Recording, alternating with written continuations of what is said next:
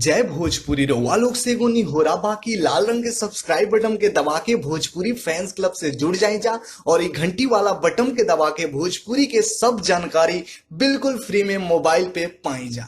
रउआ सब भोजपुरी श्रोतागण के हम जीजी तिवारी जी भोजपुरी फैंस क्लब के माध्यम से बतावे जा रहल बानी कि आप लोग के बीच में बहुत जल्दी सुपरस्टार खेसारी लाल यादव जी के सुपर डुपर हिट गाना है लॉकडाउन के चुम्मा दे द सैनिटाइजर लगा के, जौन की कुछ दिन पहले ही वे म्यूजिक ऑफिशियल यूट्यूब चैनल से रिलीज हुए, जौन गाना के दर्शक बहुत ज़्यादा पसंद के लिए। जी हाँ भैया, जौन गाना खूब ज़्यादा लोग पसंद के और ये लॉकडाउन के सिचुएशन पे गाना बाटे, इससे दर्शक के बहुत ज़्यादा पसंद आई।